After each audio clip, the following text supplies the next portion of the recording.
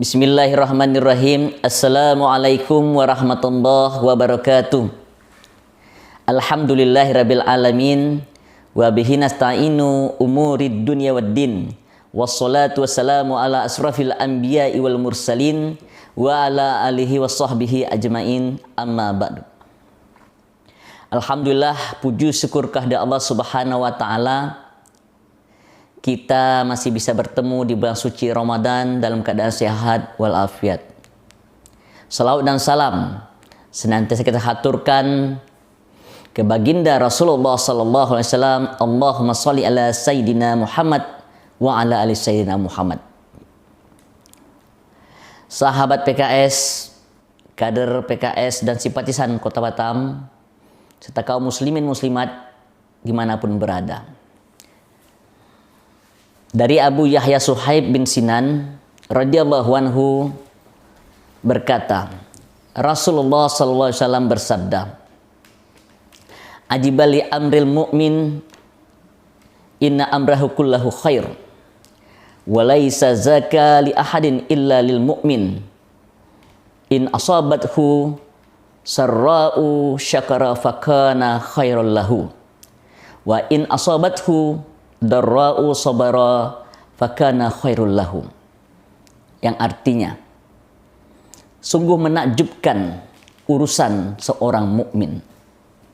Sungguh semua urusan mukmin adalah baik, dan yang demikian itu tidak dimiliki oleh siapapun kecuali oleh orang mukmin. Yaitu jika ia mendapatkan kebaikan, ia bersyukur, dan itu suatu kebaikan baginya. Dan jika ia mendapat kesusahan, ia bersabar, dan itu pun suatu kebaikan baginya. Hadis riwayat Muslim. Sahabat PKS, kader PKS dan simpatisan PKS Kota Batam, kaum muslimin muslimat yang dirahmati Allah Subhanahu wa taala. Sesungguhnya setiap Allah menurunkan sesuatu, setiap Allah membuat takdir, itu tentu ada kebaikan dan rahmat di dalamnya. Walaupun Allah memberi semua cobaan, ujian, wabah, penyakit, kesulitan, kefakiran, bahkan kematian, itu tentu ada hikmah di sebalik dari cobaan yang Allah berikan itu. Ibnul Qayyim rahimakumullah pernah berkata, andai kata kita bisa menggali hikmah dari Allah Azza wa Jalla yang terkandung dalam setiap ciptaan dan urusannya, maka akan ditemui beribu-ribu hikmah yang tak bisa kita hitung satu persatu.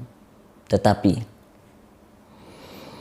karena keterbatasan ilmu yang kita miliki, pengetahuan kita yang sedikit, dan tentu ilmu semua makhluk tidak akan ada apa-apanya bila dibandingkan ilmu Allah Azza wa Jalla, di mana diibaratkan sinar lampu yang menerangi di bawah sinar matahari, tentu akan sia-sia dan tidak ada apa-apanya. Allah Subhanahu wa taala menciptakan makhluknya dengan berbagai ujian dan cobaan. Tergantung kita sebagai makhluk dari Allah Subhanahu wa taala. Setiap ujian, kenikmatan maupun ujian kesulitan, bagaimana kita menyikapinya?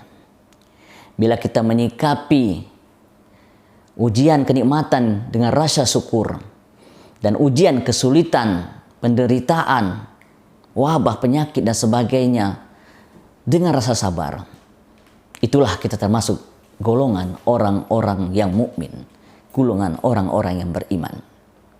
Para ulama berkata, iman itu dibagi menjadi dua bagian. Sebagian ada di sabar, dan sebagian lagi ada di syukur. Para ulama salaf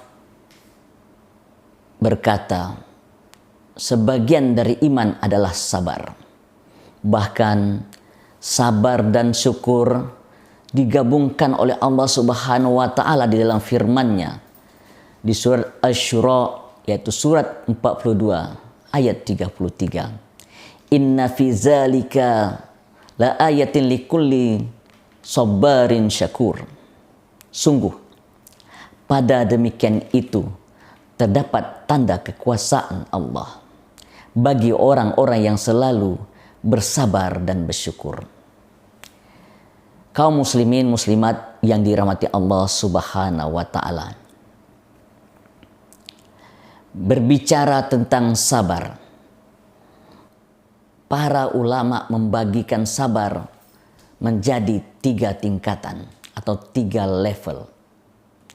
Dari level terendah, yaitu sabar menghadapi cobaan dan kesulitan, sabar menghadapi penderitaan, sabar menghadapi penyakit. Ternyata apa yang kita alami sekarang ini, saudaraku, adalah sabar level terendah di mata Allah Subhanahu wa taala. Karena apa? Di tengah kesulitan, tidak ada yang bisa kita harapkan kecuali bersabar dan berdoa kepada Allah Subhanahu wa taala. Semoga Allah memberi solusi, jalan keluar atas masalah yang kita hadapi. Yang kedua, sabar level kedua adalah sabar menahan diri dari perbuatan dosa dan maksiat. Allah memberi kita berupa nikmat kesehatan, nikmat penglihatan, nikmat panca indera, untuk supaya kita menahan diri dari segala maksiat. Mata diberi Allah, kita menahan diri untuk tidak melihat hal-hal yang menjerumuskan dosa. Mulut dikaruniai Allah, jangan kita gunakan untuk memfitnah, mencaci, berkata kotor, berbohong, menipu dan sebagainya. Ini kita menahan diri dari perbuatan dosa dan maksiat. Dan tentunya kita berharap pada Allah Subhanahu wa taala di bulan suci Ramadan ini, Allah melindungi kita semua untuk terus kita terhindar dari perbuatan yang sia-sia dan perbuatan yang mengandung dosa. Dan yang ketiga, sabar level tertinggi adalah sabar dalam ketaatan kepada Allah Subhanahu wa taala. Allah memerintahkan puasa, Allah memerintahkan sholat, zakat, infak, sedekah, dan amalan-amalan sunnah lainnya. Bagaimana kita bisa istiqomah, bagaimana kita bisa bersabar menjalani ini. Insya Allah inilah sabar level tertinggi di hadapan Allah Subhanahu wa taala. Kaum muslimin muslimat yang dirahmati Allah Subhanahu wa taala. Tadi kita berbicara sabar. Dan bagaimana pula dengan syukur? Syukur adalah sebagian dari iman. Syukur dibangun dari 3 rukun syukur.